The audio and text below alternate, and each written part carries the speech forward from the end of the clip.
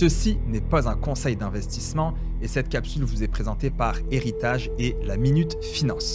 On peut investir au Canada, aux États-Unis, en Europe, mais est-ce que tu aurais pensé investir dans des pays qui visent une croissance accélérée? Aujourd'hui, on parle des pays émergents. Alors, c'est quoi les pays émergents? C'est un pays qui n'est plus pauvre, mais qui n'est pas encore considéré comme riche. En gros, c'est comme entre les deux. On parle ici de la Chine, de l'Inde, du Brésil, du Mexique, de l'Afrique du Sud, etc. En fait, ces pays ont souvent une forte croissance économique, une population qui est assez jeune et un développement rapide. Mais, comme vous en doutez, il y a un mais, il y a aussi plus de risques politiques et économiques. Alors pourquoi investir là-dedans? C'est simple, parce que ces pays, il y a encore beaucoup de chemin à faire. Et ce chemin-là, c'est ça qui peut rapporter. Les entreprises là-bas explosent leur croissance, les populations consomment de plus en plus. En fait, c'est comme investir dans l'économie des États-Unis, mais peut-être 20 ans à l'avance.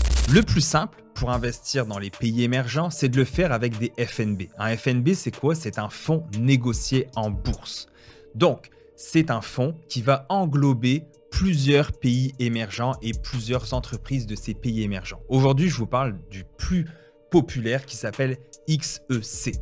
Il couvre des milliers d'entreprises de pays émergents. Depuis la création de XEC, en 2013, le fonds génère 6% année après année.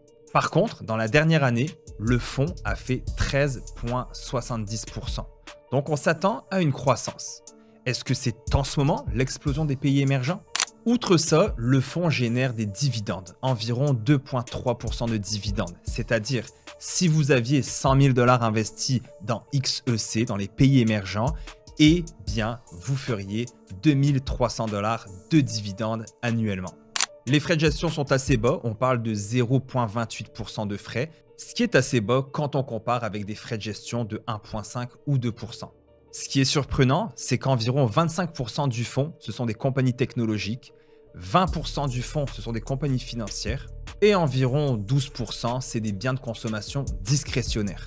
La Chine compose 25% de ce fonds négocié en bourse-là, suivi de 19% par l'Inde, 19% de Taïwan.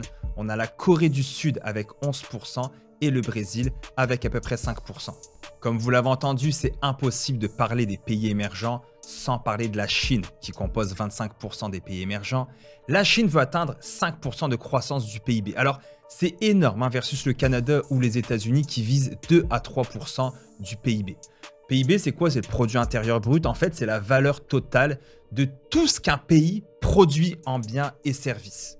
Donc ça, c'est pendant une année. Et par exemple, si la Chine produit des téléphones, ça rentre dans le PIB. Si elle vend des voitures, des billets d'avion, si elle fait pousser du riz, tout ça, c'est compté. En fait, le PIB, c'est un peu comme un bulletin d'un pays, un résumé du pays. Si le PIB augmente, l'économie est en bonne santé en général. Et si le PIB stagne ou est en baisse, l'économie ralentit.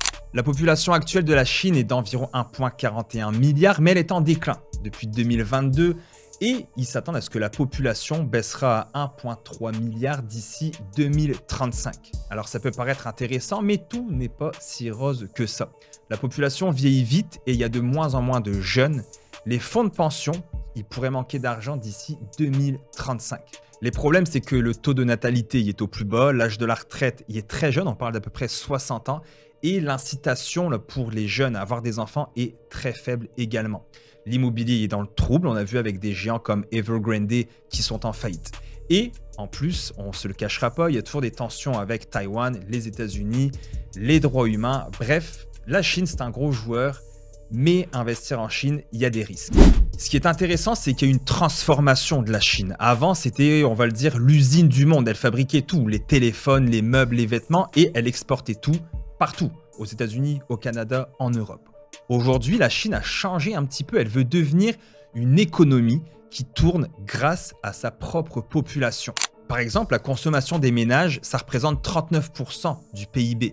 Dans les pays riches, c'est 54% en moyenne. Donc, il y a de la marge. Ça veut dire que les gens vont consommer encore plus dans leur propre pays plutôt que de l'exportation. C'est ce que la Chine vise. Le gouvernement donc pousse les gens à consommer, il augmente les salaires, il améliore l'accès aux soins, il améliore l'accès au crédit et donne des incitatifs fiscaux. Et je vais donner un chiffre qui montre à quel point la Chine reste centrale. Elle est numéro 1 dans le classement mondial de la confiance des investisseurs étrangers. Ça s'appelle le FDI, donc Foreign Direct Investment. Elle devance même les Émirats Arabes Unis, l'Arabie Saoudite, le Brésil et l'Inde. Alors ça veut dire quoi ça, le FDI? Ça veut dire que malgré tous les défis, la démographie, l'immobilier, les tensions politiques, les investisseurs du monde entier continuent de croire au potentiel économique de la Chine. Et côté investissement, si tu veux miser sur cette transition, tu peux regarder un FNB comme XCH qui est plus axé sur la Chine directement. Alors nous au Canada, on a le TSX 60, les 60 meilleures compagnies. Les États-Unis ont le S&P 500 avec les 500 meilleures compagnies. La France a le CAC 40 avec les 40 meilleures compagnies.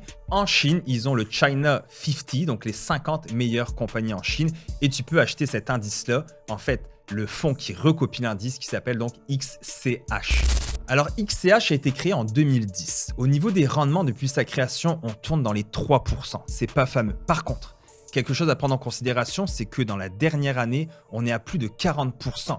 Un peu comme les pays émergents. Est-ce que 2025 serait l'année où la Chine explose pour de vrai? Donc le fonds est composé de 50 compagnies et 30% des compagnies sont dans la consommation discrétionnaire, 30% en finance, 17% en télécommunications et 9% en technologie. Je dirais qu'avec ce fonds-là, ce qui me chicote un petit peu plus, c'est les frais de gestion qui sont aux alentours des 0,86%. Si on fait une petite simulation pour les frais de gestion, si j'investis 5 000 par année à 6% de rendement pendant 25 ans, si je choisis les pays émergents à 0,28% de frais, ça me donnerait 283 000. Si par contre, j'ai des frais de gestion de 0,86, eh bien là, j'aurais 258 000 qui représentent 25 000 $ en moins. Donc, les frais de gestion sont quand même très importants.